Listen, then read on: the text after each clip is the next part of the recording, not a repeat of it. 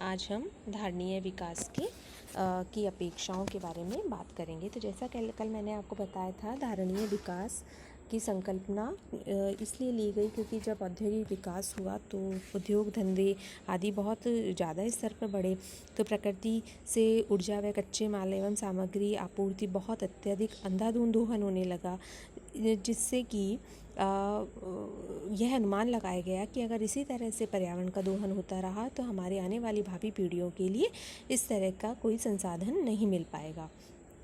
तो दीर्घकालीन विकास की संकल्पना का उद्भव हुआ, जिसमें यह बताया गया कि विकास की योजनाएं, उद्देश्य एवं साधन ऐसे हों जो पर्यावरण को सुरक्षित भी रखें और विकास कार्यक्रम धारणीय, दीर्घकालीन या सस्टेनेबल हो।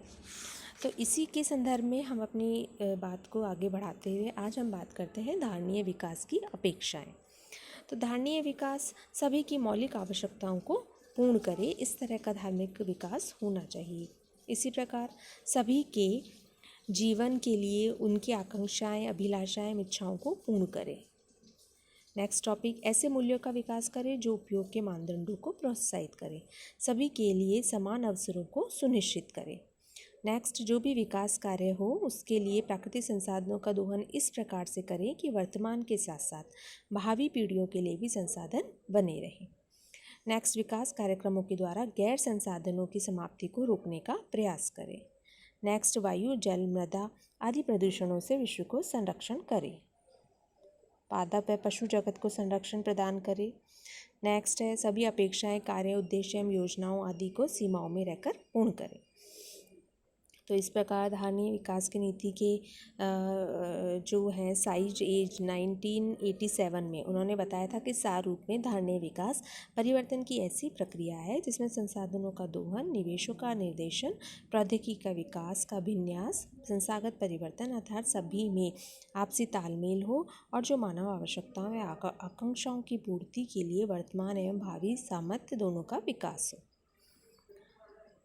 नेक्स्ट हम बात करते हैं धारणीय विकास की नीति के उद्देश्य।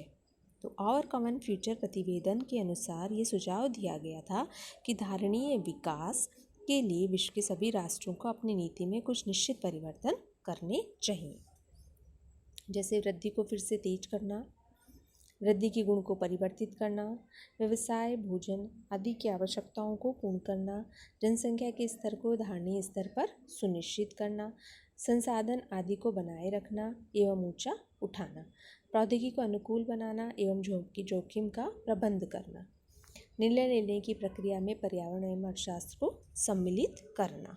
तो इस प्रकार इन नीतियों के उद्देश्य से ही हम धारणीय विकास को कर सकते हैं।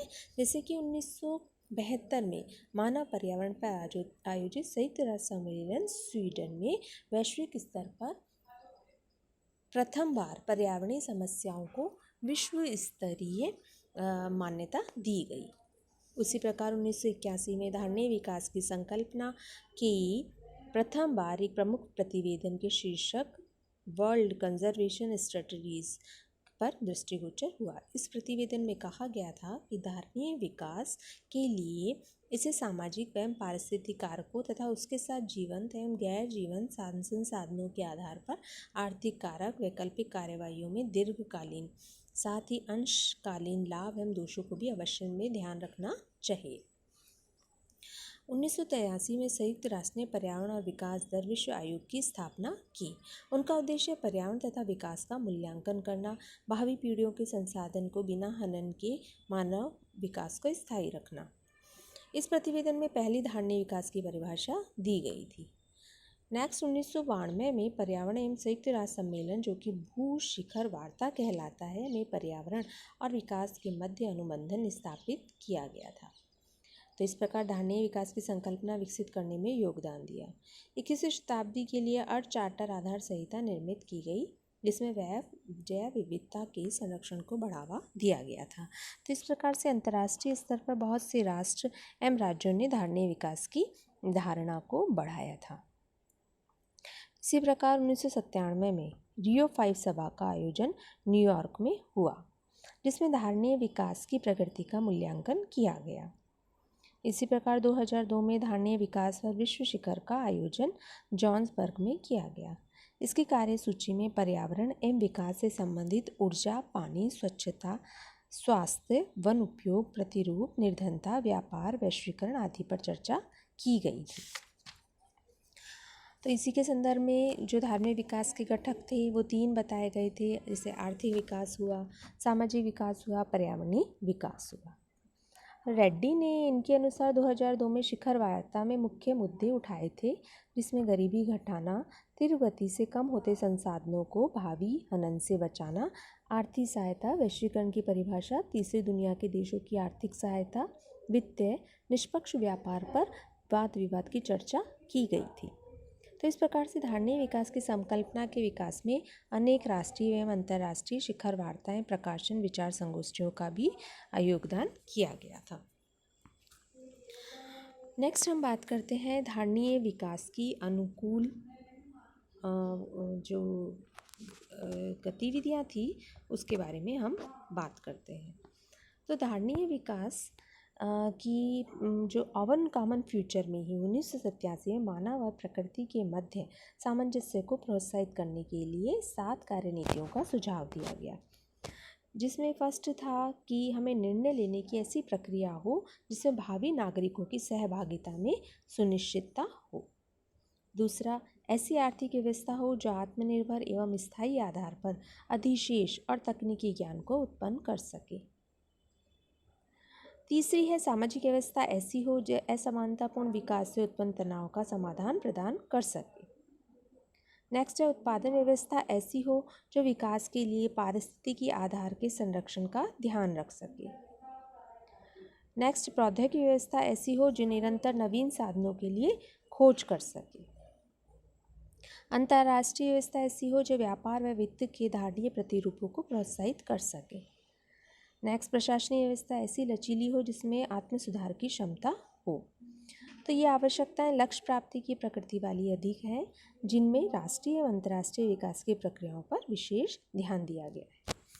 तो यहाँ तो बात हुई धारणीय विकास की संकल्पना की, हमने नीतियाँ भी बनाई, अपेक्षाएं भी बनाई, नीति उद्देश्य भी बनाए, घटक भी बताए और यह भी बताया गया कि क्यों धार्मिक विकास आवश्यक है।